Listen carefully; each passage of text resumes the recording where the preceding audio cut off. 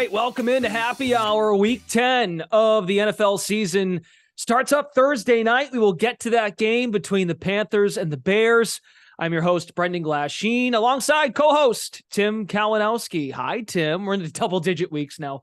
Oh, my gosh. This season is flying by.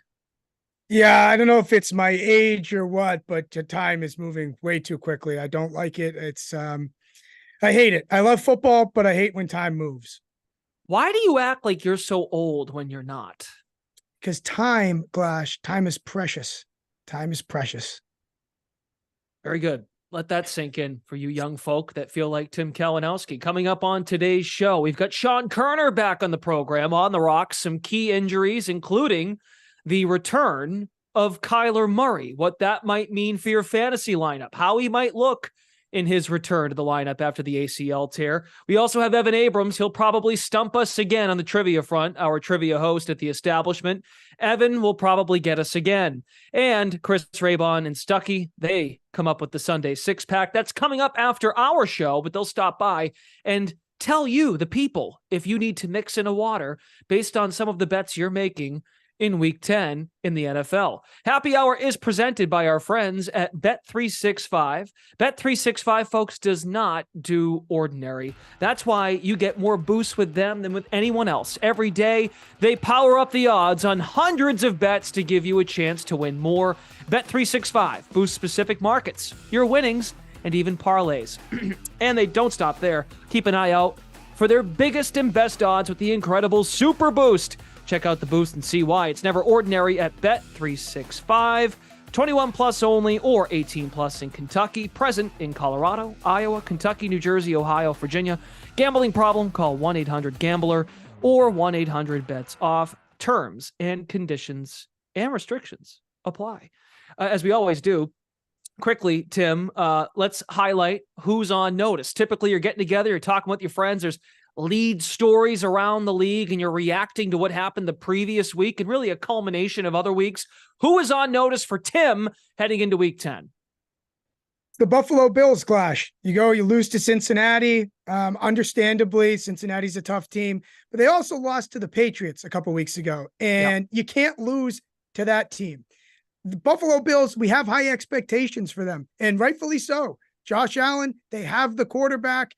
The problem is, I don't think they have an offense, Clash. They don't run a real offense. It's Josh Allen, do something crazy, make your magic happen. I've been having a take that's been formulating in the last couple of weeks, and that I think Josh Allen is so petrified of having Stephon Diggs angry at him that he looks to him every single play, and that has also killed the offense. Yeah, it feels like a Superman act. I will say Dalton Kincaid looked good. They got him involved the other night, but it feels like the Bills are regressing and that changes might need to be had. I'll give you mine, then we'll get into our next segment, our next guest. The San Francisco 49ers. I know, it feels like forever ago we watched them lose on the road in Santa Clara against the at home against the Bengals, and they no-showed. They've lost 3 straight. They've been banged up. We know that. Looks like Deebo Samuel could be back this week. But Kyle Shanahan, what did you scheme up? What did you get in the ear of Brock Purdy? Maybe even Sam Darnold. Who knows? But the Niners, they better get their act together. They're visiting the Jacksonville Jaguars this week. You made a very good point to me. It's a very similar spot. Niners off 3 straight losses. The Jags are home. We saw the Jags at home against the Chiefs, who lost the season opener. At home, the reigning champs lost to the Detroit Lions. And look at this. Niners are -3. That game you referenced when the Chiefs played the Jags week 2, Chiefs were -3.5. They won a slog of a game, 17-9.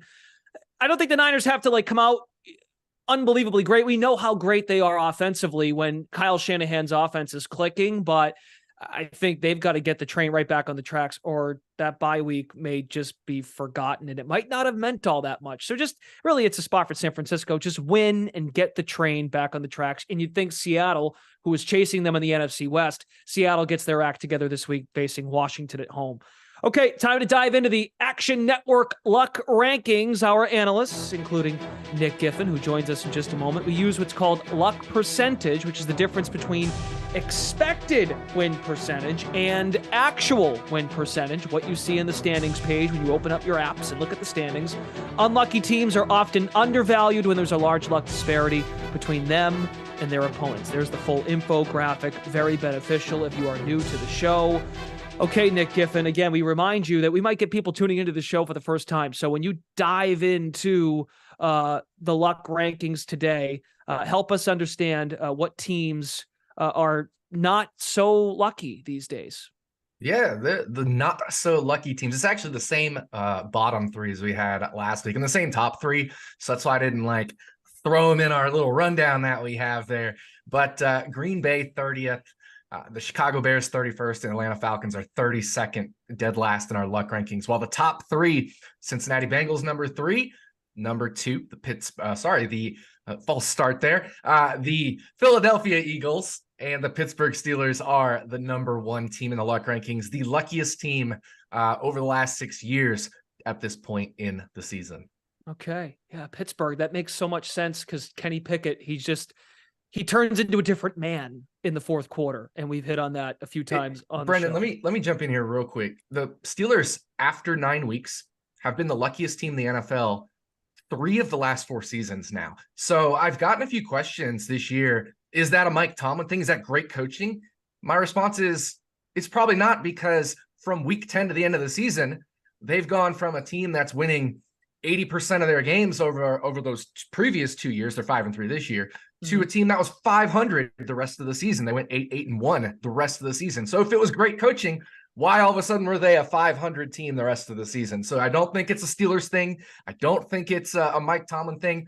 You know, if you flip a bunch of coins, you're going to get heads a few times in a row sometimes. I think that's just what we have here. If you look at the distribution of teams that have ended up in the top or bottom portions of the luck rankings over the last number of years, we see it fits like the binomial distribution almost perfectly.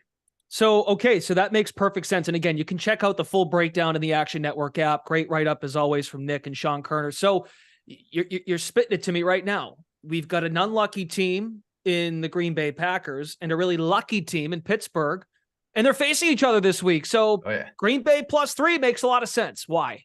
Oh, yeah. Green Bay +3 even money you can get versus Pittsburgh. Like we said, Steelers are the luckiest team in the NFL, and the 49ers are 30th. So that difference, 30-1, you subtract them, you get 29. That's a luck difference of 29. Anything 24 or greater, as you mentioned, Glash, is significant. Also, the luck gap is 49.6%. We say anything 50% or greater is significant, but that usually comes in weeks 2 through 4. So this is the 4th biggest luck gap this late in the season, week 10 or later of all time. So all time, really, of week 10 or later of all time. Yeah. So that means, later in the season, we don't necessarily need the gap to be 50% or more. We actually want it to be 30% or more at this point in the season. So we're way up there. This is the luck game of the season. A ton of trends fit this one. Green Bay's on the road. Road teams, road unlucky teams with a luck gap at least 30%, that number that I just mentioned, week 10 or later. 24, 7, and 2 against the spread, 75% over 33 game sample size there. Unlucky road teams in general, 69% at 54, 23, and 3.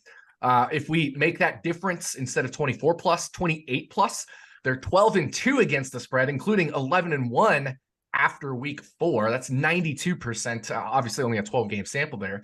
And road unlucky teams when the game has a positive luck total. This game has a luck total of plus 4.5, 29, 10, and 2, 72% against the spread. So we're hitting like a ton of trends here just based off of luck. And it makes sense. Green Bay has had the better offensive success rate, better defensive success rate, better defensive explosive play rate allowed. And so, when the teams are this close, almost have to take the +3 on the road here. The big difference is the schedule. Green Bay has faced a much easier schedule than the Steelers, really only facing the Lions and maybe if you want to count New Orleans as tougher than average teams.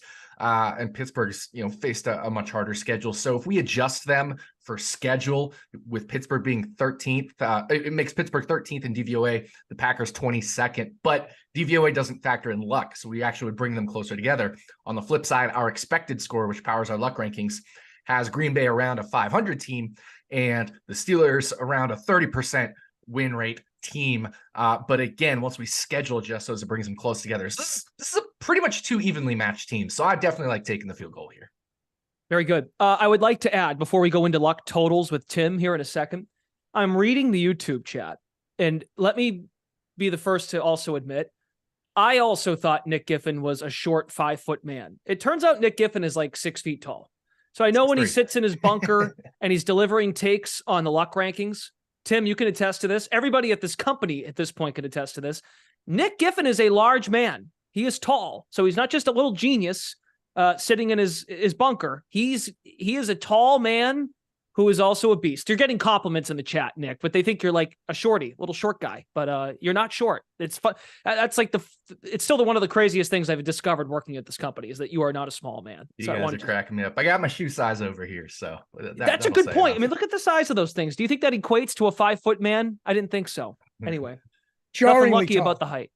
Jarringly tall, must be nice. I was hoping people in YouTube comments to say, wow, that guy with the hat, he looks super tall. Probably not. Nick, I was looking for any excuse to bet the Green Bay Packers. So well done there on that end. And you should have just led with, I don't care about how you got there, but the biggest disparity of all time in a week 10 plus, but that's all I care about. I love that. That's any excuse to hop on Green Bay here. How about luck totals though? We have some disgusting games here, games that unless you had some money on, wouldn't be worth watching a lick of. Tell me about them. Yeah, let's take some ugly unders here. So far, luck unders, which is if it's a luck total of -5 or lower, they went 3-1 last week, 20-11 to the under this year, 64.5%, and 60% since 2018 over a 193 game sample size. So if the luck metrics are saying under, we got a 60% chance of hitting these. So first game, Carolina Panthers versus the Chicago Bears. This one has a luck total of -6.8. You can get like a 38.5 right now. Take under there. Of course, it's a Thursday night game. It's a primetime game. Primetime unders 22-7 this year. And when both of these teams have the ball, there's definitely some under tendency as well. When Carolina has the ball, the Bears are number 1 in yards per attempt allowed against running backs, meaning they allow very few yards to running backs per attempt running the ball. That's going to force Bryce Young to throw more, and that will play to the under as well because Bryce Young has been the least aggressive quarterback this year per NFL Next Gen stats. He also has the second lowest intended air yards per attempt. So he's basically just dinking and dunking. He's holding on to the ball too long, taking sacks, because aggressive. Nick, because you know this, because these young quarterbacks, especially the ones that are drafted high, they don't want their stats to look like crap, and they don't want to get benched because of too many interceptions. It's exactly what it is. It's because these quarterbacks don't want to have these negative tendencies going against them. Keep going. I'm sorry. Some of them.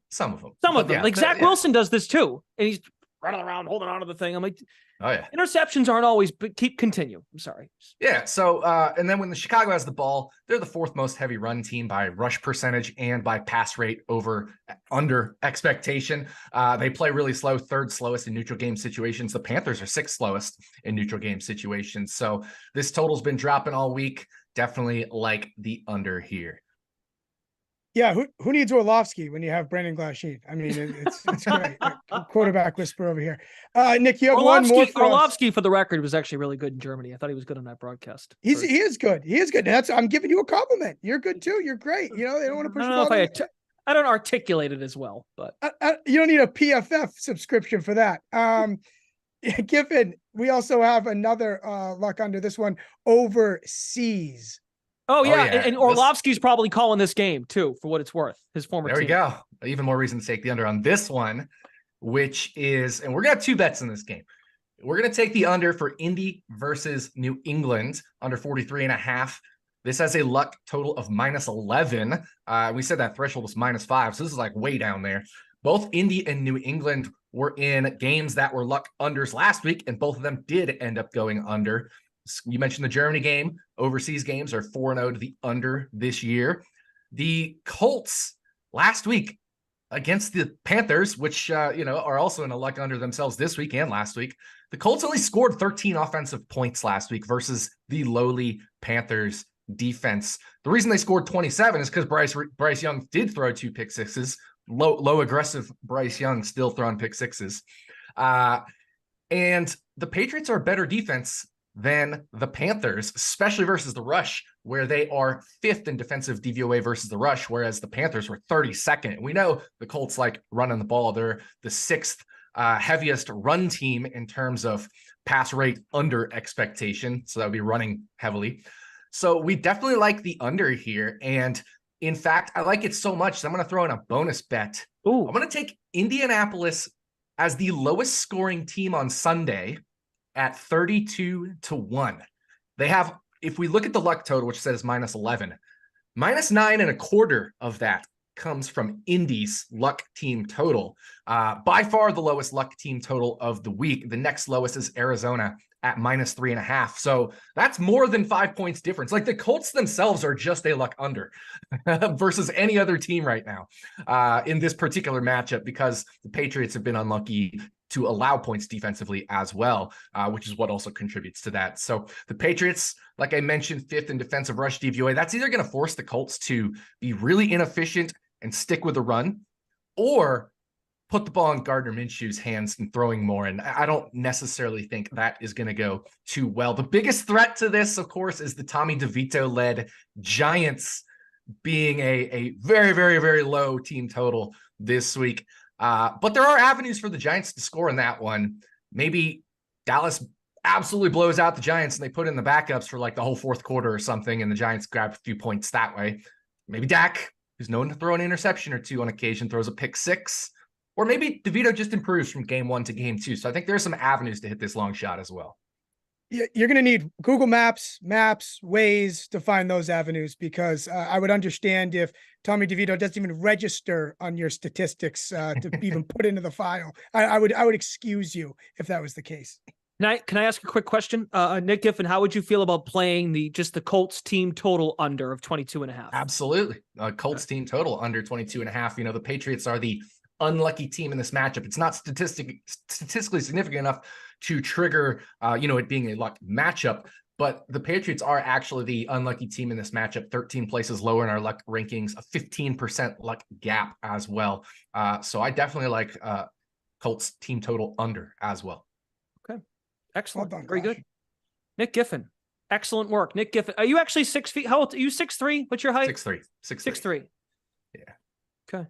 All right. Very good. Look at those shoes, everybody. Nick Giffen delivering the luck rankings, luck totals, and a luck side. The biggest edge, fourth, say it again one more time, 4th all time, week 10 and beyond. 4th biggest edge. Yeah. Luck gap, I should say, from week 10 to end of season. That includes playoffs as well. Packers +3. Okay. Get on that before that moves to 2.5. I mean, if it does move to 2.5, I would imagine it could. Okay, Nick, thanks for stopping by Happy Hour. Talk to you again next week. Anytime. Good luck with your bets, everybody. We're lucky enough to have Sean Koerner back here on Happy Hour. Miss this guy. Love this guy. Love shooting the breeze with him. He's meant for Happy Hour. He's going to talk to us about who's on the rocks. We have some players possibly injured, returning from injury. I think one of the headliners here has to be Kyler Murray. Sounds like he's going to play this week. The Cardinals are getting 1.5 points at home against Atlanta, who's had quarterback issues of their own. What can we expect out of Kyler? What's this mean from a gambling perspective? I got him stashed on my fantasy bench. What is going to go on here? So, I think he might start off a bit slow because, this is still a brand new scheme for him. It's a new coaching staff. He's coming back from an ACL tear, so I don't think he's going to have the same rushing upside we're used to seeing, at least out of the gate. So I would say he's probably only about a 2.5 point upgrade over Josh Dobbs, although he's probably a 4.5 to 5 point upgrade over what we saw last week from Clayton Tune. I mean, that was just absolutely ridiculous. So glad to have him back. I have some futures of them finishing with exactly 4 or 5 wins exactly. So I needed him back soon. So I do think they get a couple point boost here. Plus, they're probably getting James Conner back, their starting running back. He was great for them in weeks 1 through 5. They've really struggled to run the ball since then. So I think getting back the combo of Kyler and Koerner might be worth, 2.5 to 3 points here. So, I have this right around where the market has it, Falcons -1.5, but, the Cardinals have 3 offensive linemen that are questionable. So if 1 to 3 of them miss the game, their power rating is going to drop probably a half point or a point. But if they can get, all 3 of those offensive linemen to suit up, Koerner back, Murray back, it's going to boost them by about 3 points. Yeah, those cluster. Glosh, were you going to step in? I'm sorry. No, go ahead. I have a burning question over here. I'm already turning my attention to the next one. But anything else on Murray? No, I have to do Murray because I looked in here. I did some reading, do some research, and it sounded like the Cardinals offensive coordinator was saying he expects Kyler to run the way he usually runs. And then I clicked into the article. I said, let me read the exact quote here. And it was not as advertised. He said things like, there's always the nature of a franchise quarterback. You see it around the league. There's an injury risk associated with them being mobile, yada, yada, yada. Every time he goes down, we're going to say, is he good? Is he going to get up? So that to me was not as encouraging as the headline was. And I'm guessing you see it in the same way. And that's all sort of baked in. Yeah, exactly. It's still sort of a mystery, kind of hard to decipher that coach speak specifically, but they do need to get him out there. I think they need to evaluate. They have a decision to make this offseason. They might have a very high draft pick. It's a new coaching regime, so they might want to go different route, different quarterback. So they need to get him out there, see how he looks in the scheme. But I don't expect them to be running it like we used to see, out of the rip. But, maybe after a couple games, he gets comfortable, takes his first hit. We do see him run more, but out of the gate, I think he will be a bit rusty. I think having James Conner back will be beneficial, but who knows how he looks. It might take him a week or so to get acclimated because it sounded like they wanted to hold off on Conner as well. There's better news on Murray than Conner as of right now. Let's go to Cincinnati, okay? The Bengals, we all know they've turned their season around. They've won 4 in a row. They beat the crap out of Buffalo Sunday night, but as it turns out, and we know their schedule's a gauntlet going forward, they have dug themselves a hole. And to make matters worse, Koerner, Ja'Marr Chase, a brutal-looking fall on his back, and he wasn't present at practice today. So where are we at with Ja'Marr Chase? Bengals take on the Texans, but it's really not just about the Texans this week. It's about the rest of their schedule, working their way into the postseason picture. What impact does Ja'Marr Chase have? And you actually have some data from last year when he missed time. So obviously, Chase is one of the more valuable wide receivers in the league. I would say he's probably worth about 1.5 against the spread. He's that valuable. They do have T. Higgins and Tyler Boyd, who are more than capable of stepping up and Chase out. The Bengals went 3-1 without Chase last year. So, they were fine. Obviously, they want Chase rather than not have him. But their wide receivers are good enough to step up.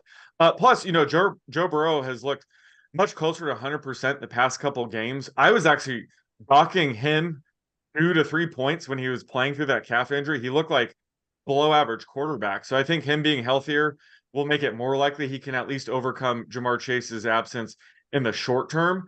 I did notice the total seemed a bit high. It's 48 with Chase being iffy. That does seem a bit high. I would say if Chase misses the game, it might drop to like 46.5. So right now the Bengals, it's -6.5. I think if Chase does suit up, we see that go to 7, maybe 7.5, depending on how healthy he is. And if he's ruled out, I could see it dropping down to Bengals, -6 or -5 here. Okay, very good. Yeah, you can tell me to go take a hike, but I'm eyeing Texans +7 here. Is there a better chance I wait for Chase news or not? Well, he still hasn't practiced, right? So not present today. Not present. Yeah, I think you'd probably want to take it now. At this point, if he does suit up, I don't know if he's going to be 100%.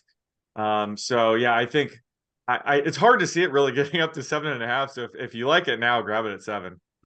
Fair enough. It's such a weird, because like I said, that schedule matters. They can't afford to look ahead to at Baltimore because they need to keep stacking up wins. But I say that to Carter's point, they've got enough with Higgins and Boyd. Could they beat the Texans without Ja'Marr Chase? I think so. And then get him ready for that Baltimore game Thursday night, short week. They could be like, let's have Ja'Marr Chase at least at close to 80% for that short week Thursday night game, then just force him back against the Texans. So again, we're speculating on that one, but something to monitor. What else we got, Tim?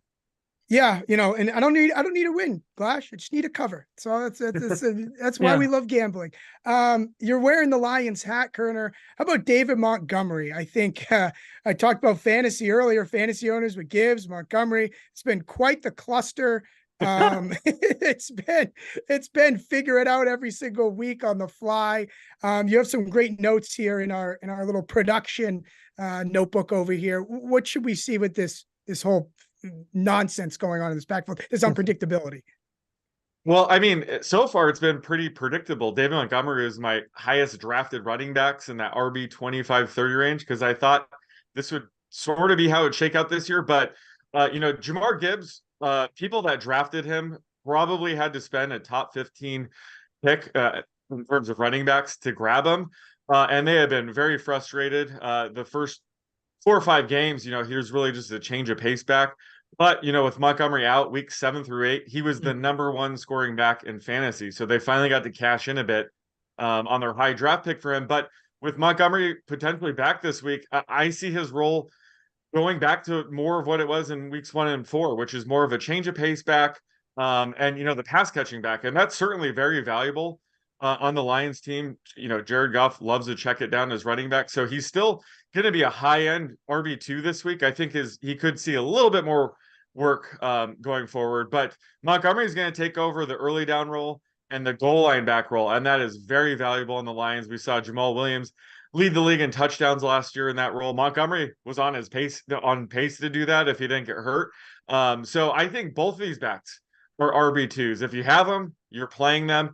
And if either one misses time, the other one's a top 5 running back. So I think this is, great backfield investment because of that. And that's why I was drafting Montgomery so much in that RB 25-30 range. But if you have either of these backs, you're playing them this week.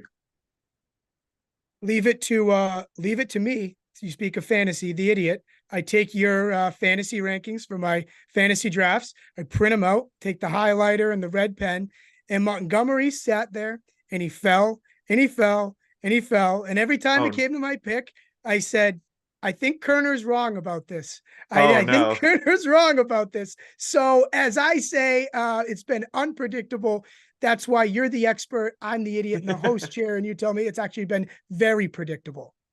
What color highlighter does Koerner get when you highlight? So you highlight guys you want, and then what color does Koerner get? Like the Koerner selections? I do yellow for me, pink for Koerner. Okay. I don't have a lot of highlighters. I steal them from my sister. Something? It just got me thinking here. Like, I know Montgomery's been out, like legitimately out, but when you're 6-2 and you're the Lions, I know we don't care about that. We care about our fantasy and our picks and whatnot, but look what's happening with Arthur Smith in Atlanta. It's because when you lose games and you're mixing and matching running backs, well, you're going to get crap for it. But when you're 6-2 and Dan Campbell's pushing all the right buttons, and depending on how he makes these two work when they're together, as long as they're winning, the Lions do not care. They do not care, and they can get away with it when they're winning games. That's for sure. All right. I think that's all we got. Thanks, Koerner. Thanks for stopping by. Good to have you back on the show. Thanks for having me.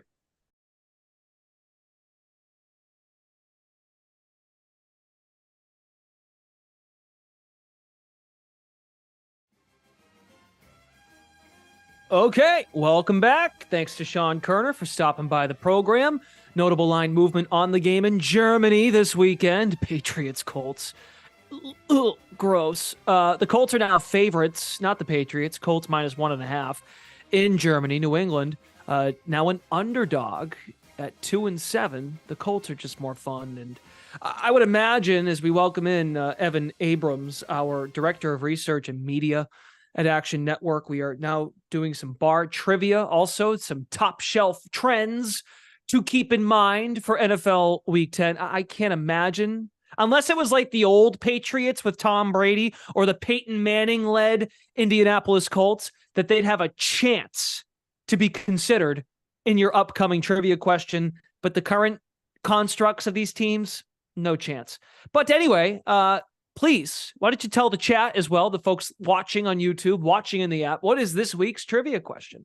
Yeah, given the question, I'm not sure the Patriots would qualify, at least this version of them. So the Cowboys are 16.5-point favorites against the Giants this weekend. So the question is, in the last 5 years, so that's since 2019, name the other 3 quarterbacks other than Dak Prescott to be minus 16 or higher versus a divisional opponent. So only 3 other quarterbacks other than Dak have been this high of a favorite versus a divisional opponent in the last 5 years. I want you guys to name them.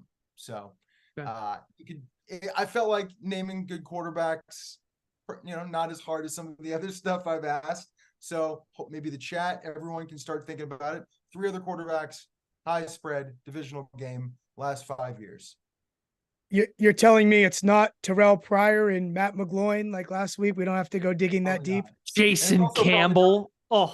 It's not Mac Jones. So you don't have to deal with that either. It's not Mac, and it's not who else is Carson Wentz with the Colts. Anyway, it's not Tommy DeVito.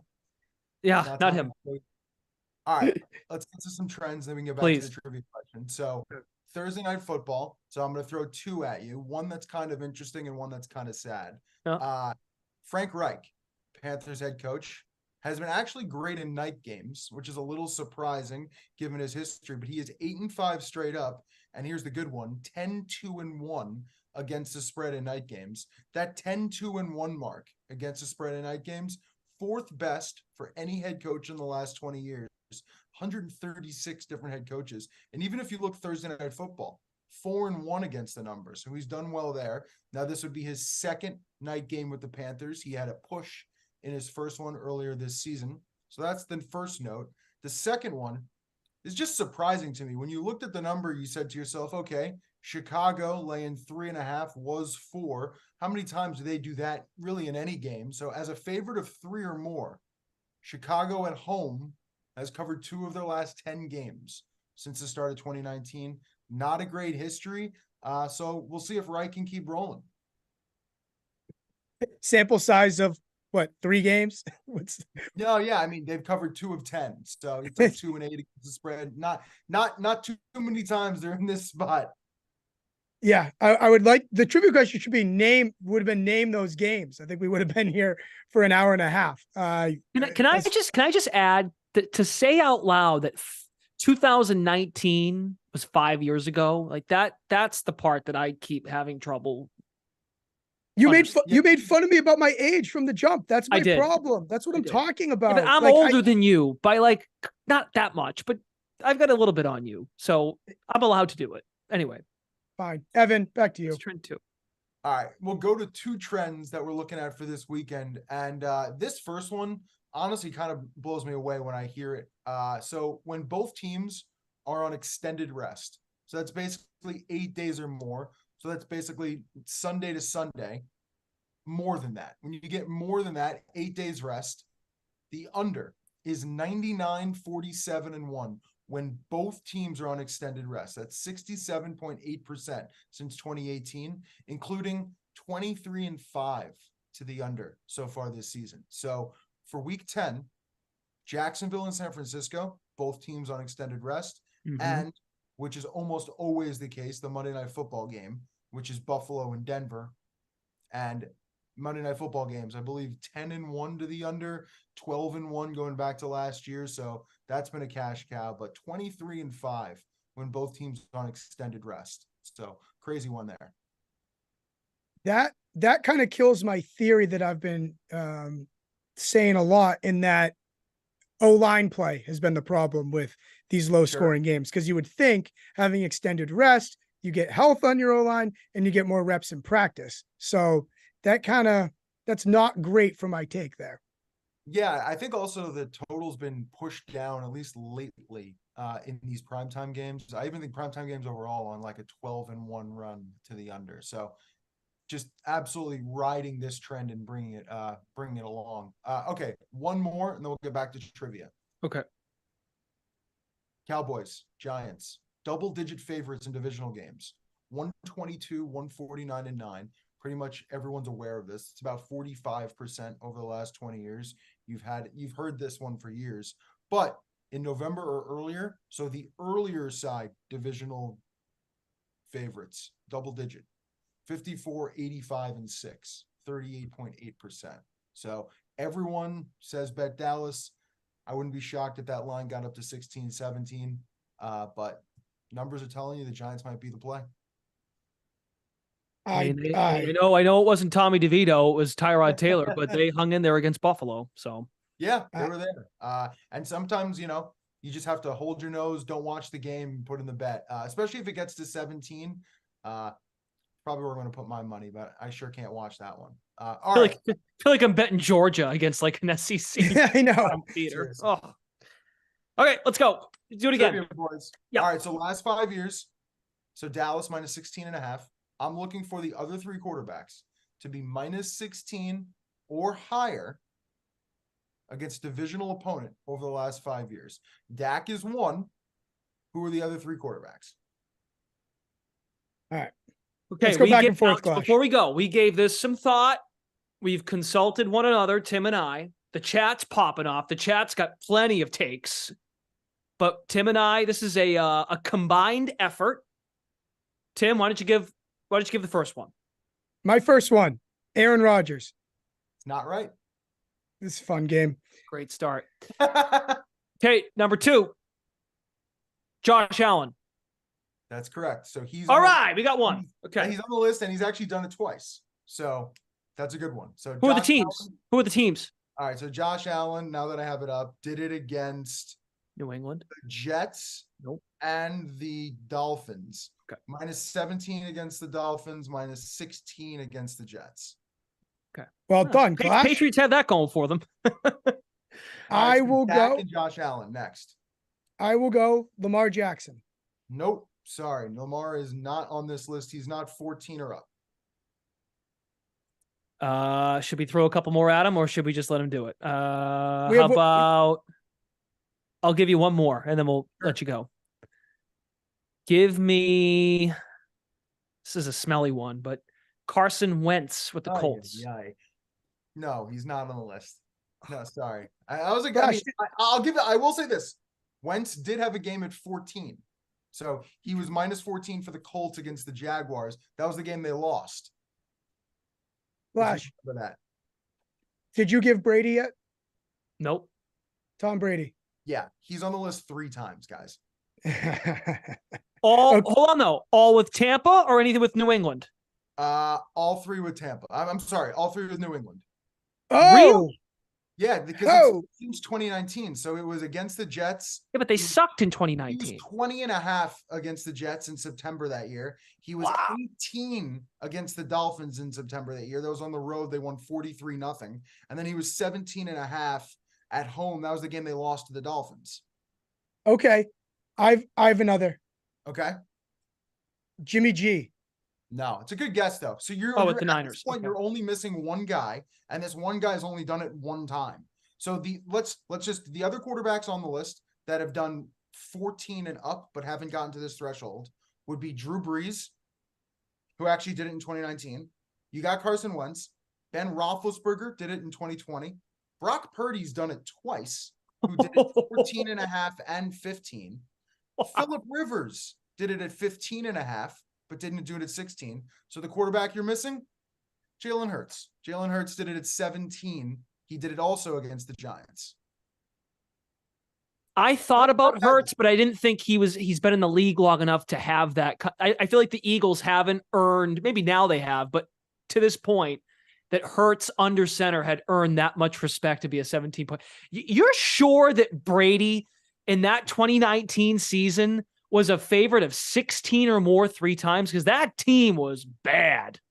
Looking at it now, we're at 20.5, 18, and 17.5. Wow. I will say this, 2 of them in the first month. So maybe before we knew a lot, September 22nd, September 15th. And to Carolina, be fair, right? Tim, you'll remember this. When the Patriots played, I forget who they played that week, but Chris Collinsworth said it on the broadcast. He's the most miserable 8-0 quarterback in the NFL. And they had some pretty big lopsided games and their defense was playing. That was the, what the heck was the slogan the defense was using? The spooky defense or like the... yeah. Yeah, the monsters or something like that. Yeah. Anyway. Well, either way, that Patriots team feels like 2 decades ago. I hope they enjoy. So we only really got one right. We got Allen in the 3 guesses initially. Okay. Not bad. That Patriots Ravens game, Sunday Night Football, biggest gambling loss of my career. Thought they would pound the Lamar Jackson Ravens. Ravens didn't happen. You were miserable, and so was Tom Brady at that point. So that's good. You had that going for you. You and Brady were sharing feelings.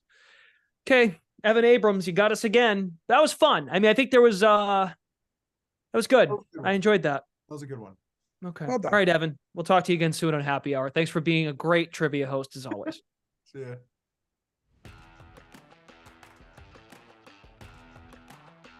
And don't forget, everybody, the Happy Hour is presented by our friends at Bet365. Bet365 does not do ordinary. That's why you get more boosts with them than with anyone else. Every day, they power up the odds on hundreds of bets to give you a chance to win more. Bet365 boosts specific markets, your winnings, and even parlays. They don't stop there. Keep an eye out for their biggest and best odds with the incredible Super Boost. Check out the boosts and see why it's never ordinary at Bet365. 21 plus only, or 18 plus in Kentucky and present in Colorado, Iowa, Kentucky, New Jersey, Ohio, and Virginia. Gambling problem? Call 1-800-GAMBLER or 1-800-BETS-OFF. Terms and conditions and restrictions apply. Immediately following us here on Happy Hour, it's the Sunday six-pack, Week 10 in the NFL. Stuckey and Raybon, they give their best bets. You just have to hang on. You just do a little refresh. It's on Action Network's YouTube page. It's a must-watch every single week between these two. And we're lucky enough that we get to talk about mixing in a water with these two fine gentlemen, Stuckey and Raybon. Great to have you. I want to start off with one of the funnier mixing of waters I think we've seen here from Kevin at, that's a tremendous Twitter handle. His mix in a water, I think we will unanimously decide that Kevin needs to mix in a water. Giants money line. They're currently getting 16 points against Dallas this week. Stuckey, I saw you already log into the award-winning Action app, Dallas minus 16. So I'm guessing Kevin needs to mix in a water. Yeah, they're starting Tommy DeVito at quarterback, who had to transfer from Syracuse because he couldn't start there. I mean, the only quarterback that I've had graded worse than Tommy DeVito since I've been doing this is when Kendall Hinton had to start at quarterback for the Broncos. Yeah. He's a receiver. And I think they were catching 17 in that game. And the total plummeted. And I think he finished 1 of 8 in the game. So Tommy DeVito is horrendous. And he's behind a horrendous offensive line against this Dallas defense. I mean, Dallas already beat the Giants, 38-0 early in the season. Dallas against inferior teams this year, besides the Cardinals, when they're good, they just blow teams out of the water. And most importantly, the Dallas offense is back. I talked about this going into the Eagles game. The game, they should have covered last week. Their offense dominated the Eagles. I mean, Dak threw for 400 yards. Everyone was eating, and that offense going up and down the field. They're throwing on early downs. It's Dak's in rhythm. He's using his legs. He's going to pick apart this Giants defense. This Dallas offense is trending in the right direction. They have a top 5 defense against Tommy DeVito. I don't know how the Giants score. They're just going to play man on the outside and load the box. DeVito's going to have multiple turnovers. And this Dallas offense should put up 24 plus. So mixing a while. I don't see any path for the Giants to win this game.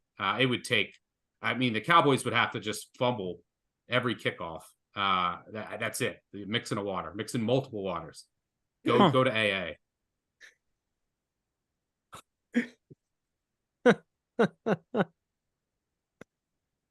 Raybon, this person, we have a great response here. Tiny Toe Tap says to this person, I will give you 100-1 odds, minimum $250 bet. So this guy's saying, I'll book you on it. Giants money line. I'll give you 100-1.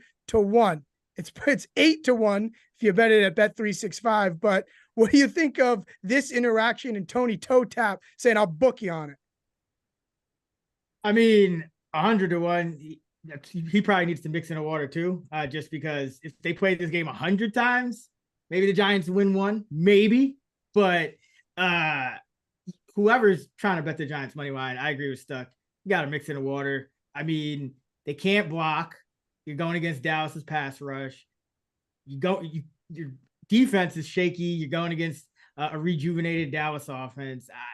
And Tommy DeVito, I mean, what's he supposed to do? I just, like Stucky said, I don't see a path. And, sometimes you see these lines and, I think Stuck, what did you bet on? Garrett Gilbert once, where he was like, plus 10, plus 14, I think.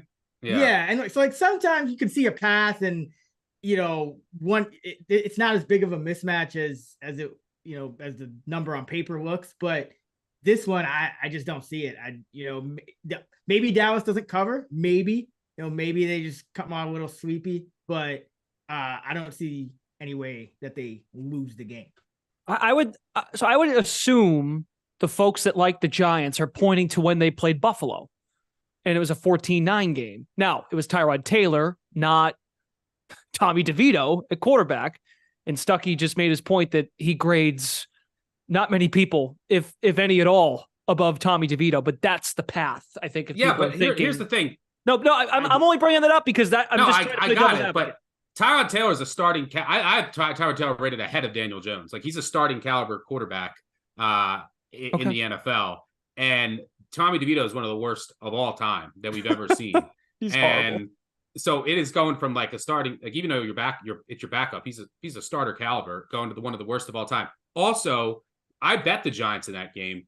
The Bills' defense has been a bottom 5 unit since all of their injuries. The Cowboys' defense is a top 5 defense in the NFL. Like, night and day on the defenses that you're facing here. And so, I don't see the path. There's going to be multiple turns. I mean, look, last week against the bottom 5 defense in the Raiders, who just let you do whatever you want efficiently, just don't give up explosives. And against Aiden O'Connell with Tommy DeVito, the Giants lost 30-6. I never lay over 2, like, never. And I laid over 2 touchdowns in this game.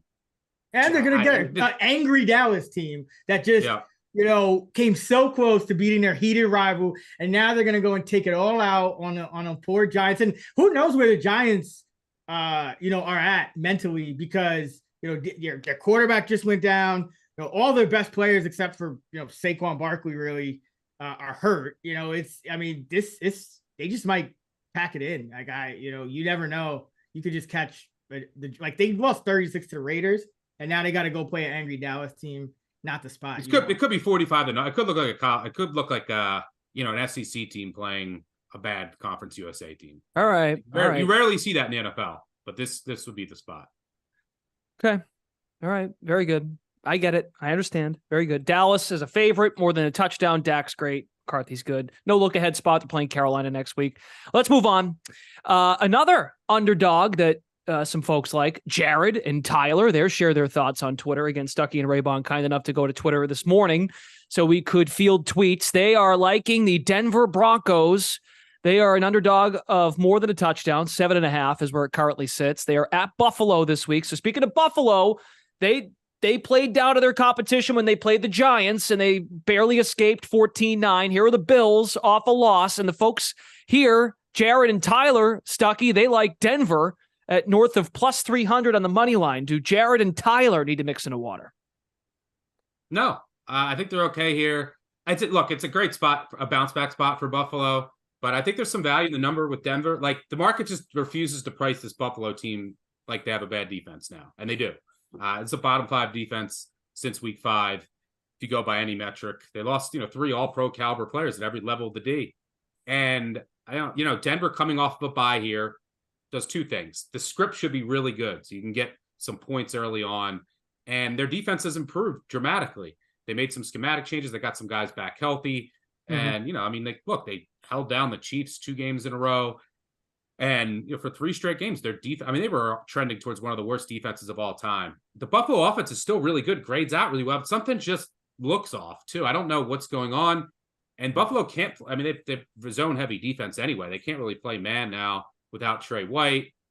Russell Wilson and that offense have been shredding zone defenses this year. Can't play against man. And they can run the ball here. You got a healthy Javonte Williams against a Bills defense that you can run on. and now there's coverage holes without Milano and White. So I don't hate this. I would expect the Bills to win, but it's a decent price to back Denver with a rejuvenated defense and a good matchup for the offense. Coming off a bye, should get a good script. So no water needed. Let's do a car bomb. Hey, Raybon, how about you, Raybon? I know you're typically when we do a segment like this, you're like, just take the points, take the touchdown and a half point. But Denver on the money line. Do these guys have to mix in a water? No, not at all. Buffalo is just not the same elite team that we've been seeing for the last, year and a half, 2 years. The defense is not playing well right now. They're banged up, and the offense, like Stuckey said, it's a little off. And this is exactly what you want in a money line bet. Denver went from the worst defense statistically to shutting down Mahomes twice in 3 weeks, and some rapid improvement. So this kind of variance, uncertainty, how is this Denver defense for real? Can they keep it up? Can the offense get better and kind of build on what they've been doing early in games? There's just a lot of uncertainty, a lot of room for improvement for Denver, especially compared to their season-long numbers. Kind of like reminds me a little bit of Cincinnati when they started the season so poorly that they started just being a value on the number because obviously you're going to still incorporate some of that past season data. So same thing with Denver. Like I'm pretty sure their defensive metrics like DVOA and stuff, they're still like 31st, 32nd, but they've been playing a lot better than that. So I actually think, sure, if you want to take the points, but I don't mind the money line at all. I think this is the perfect situation for a money line dog. Okay. Very good. Raybon. Next, Tim. I have to ask you, Raybon, here. We have another one from Darth Sizzle. Ray McLoud overs. This hits a sweet spot with you. Ray McLeod. You probably need a Ray McLeod jersey for the amount of Ray McLeod unders you bet. So what are we doing? What's the bet? Ray McLeod over? Yeah, what? overs. Do they need to mix in a water?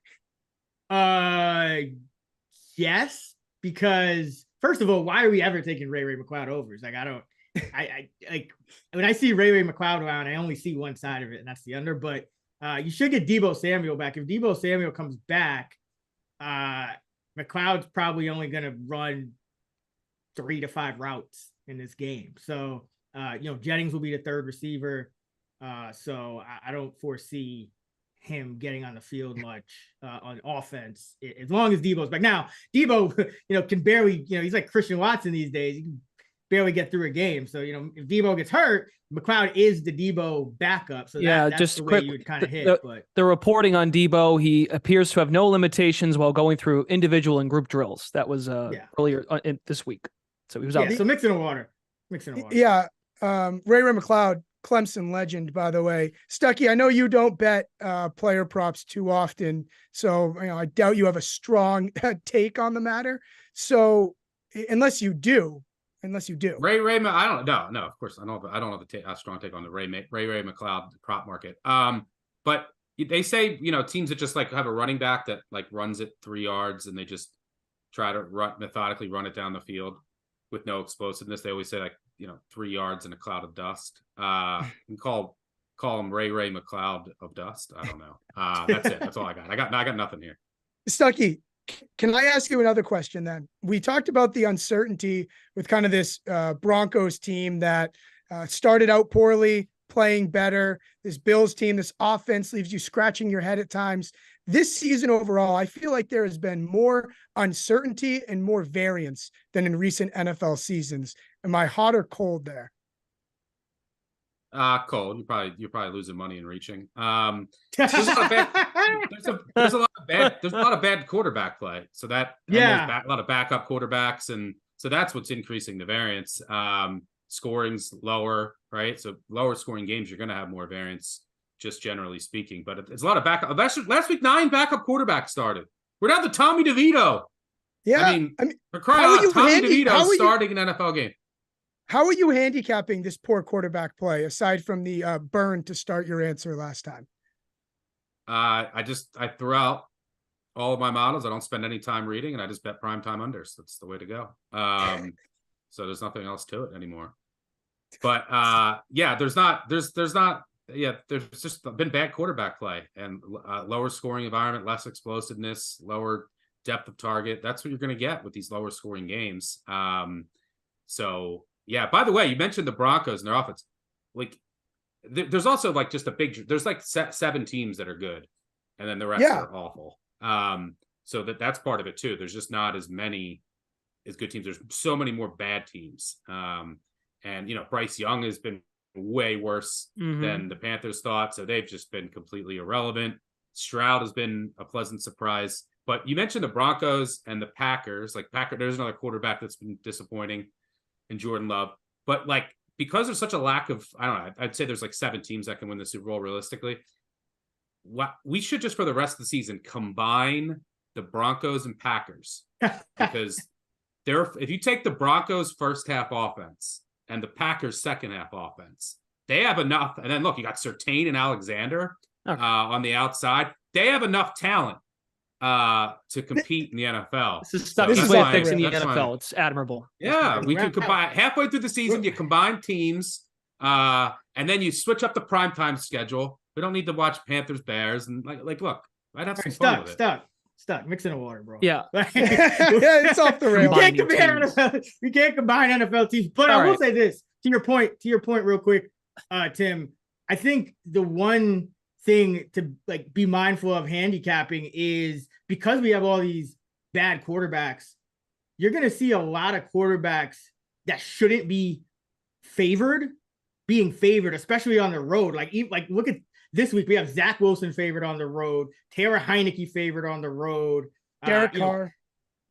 Carr. I mean, he's like mediocre, but Kenny Pickett's a favorite. Like there's just so many bad quarterback. Gardner Minshew's a favorite. Like, there are just so many bad quarterbacks that are, laying points. And that's really how you have to kind of attack this market. Like, you can't just say, oh, well, I think that's the better team. And, to hell with the quarterbacks. It's like, no, like that's the opportunity when you're getting these terrible quarterbacks. Cause it's really, there's so much. Except the Giants.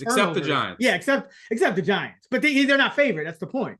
Like DeVito's not a favorite, but yeah, like that's something I've been kind of, looking like seeing a lot of this year, it's just bad quarterbacks a favorite. That's when you kind of take advantage and bet the other side, even if it's going to feel disgusting because it's 2 bad quarterbacks. So you're betting on probably an even worse quarterback or a similar quarterback as an underdog, but that's the point. Bad quarterbacks you shouldn't lay points with bad quarterbacks, especially on the road.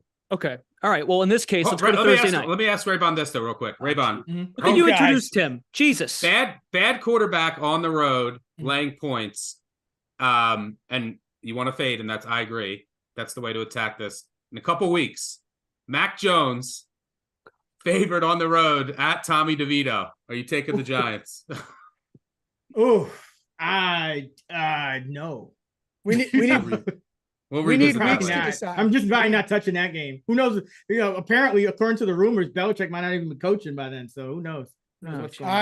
I opened to this can of worms. Clash, take us home. Yeah, nice job. Yeah. All right. Well, on the subject of bad quarterback play, it's Tyson Bagent against a rookie. Who knows? Bryce Young one day might be pretty good. Your market report for Bears and Panthers. The line has moved to Bears -3. There are some 3.5s out there. Justin Fields is doubtful. Likely not to play with the thumb injury. The money coming in on Carolina, just about 50%, a little north of 50% of the bets on the Panthers as a road dog getting a field goal. And no surprise, a primetime under is getting some love. The totals move from 39 to 38.5. Okay, quickly, last call. Stuckey, we'll go to you first. Any play on this game? It better be consistent with all this chatter. Do you want to combine the Panthers and the Bears? Could they form some sort of Megatron in the NFL? Is that possible? No, even if you combine those rosters, they still don't have a quarterback. What if you put Bryce Young, shorty Bryce Young, on Tyson Bagent's shoulders? That could work. Okay, now you're talking. No, I got nothing on this game. It's Thursday night. I hate Thursday night football, and it's Panthers. If you want to bet, I guess you just bet. You bet primetime unders no matter what. You hate it, but you did bet the over last week on Thursday night.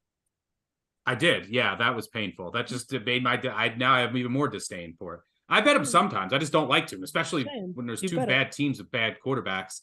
The way to bet this game, I won't even watch this game. I'll have action and college basketball on my TVs. The way to bet this game, and the only interesting part of this game to me, because there are two corpses. This is like the Pitt-Syracuse of college football this weekend. This is a draft pick celebration game for the Bears. The Bears right now have the third pick. The Panthers have the second, and the Bears get the Panthers pick. If you want to take some couch change, throw it on tie, because the Bears actually are incentivized to tie here. Because if they win, it hurts their draft pick. If they lose, then it hurts their Panthers draft pick. Tie is the best case scenario for the Bears. So throw $5 on a tie if you have to watch this game. But match it in college basketball instead, or NBA, NHL, whatever. I don't think the Panthers are good enough to strategically tie. Maybe the Chargers and the Raiders, like they did last year or the year before, whenever that was. No, the Panthers have no incentive. The Panthers just might not score, and then the Bears just will decide not to score also. I mean, bet 0-0 exact score. I don't know. I don't think either actively deciding on they're trying and it's not working out. Raybon, what do you think? Yeah, I wouldn't know parts of this. It's the Panthers have been horrible. I haven't bet them all year, but you can't lay points with Bajent. So, I mean, gun to my head, I'm going Panthers, but I don't want any parts of them. I'm just not a believer in Frank Reich. I called this in the beginning of the year that this was going to be one of the worst teams in the league, and lo and behold. So, no parts. Al Michaels will probably fall asleep. Yeah, probably. Okay. I bet the Panthers. So next week on the show, is variance up in the NFL? What's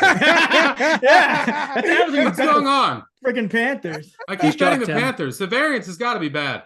Stuckey, Raybon. The Panthers score like one touchdown every week. Book it. I hate Stuckey. Yeah, right. Stuckey and Raybon, 6:00, the Sunday Six Pack on the Action Network YouTube channel. Thanks so much for giving us your thoughts on how to change the National Football League and how to make it better, and your analysis. Okay, we let those guys go. They're getting ready for their Sunday Six Pack. Tim, a lot to unpack from today's show. How are you feeling now that we are halfway through the year, heading into the second half of the season, if you can believe it? It's been a tough first half. I could have done without Stuckey's, getting a little personal there. Could have done without that, but if you can't take the heat, you get out of the kitchen.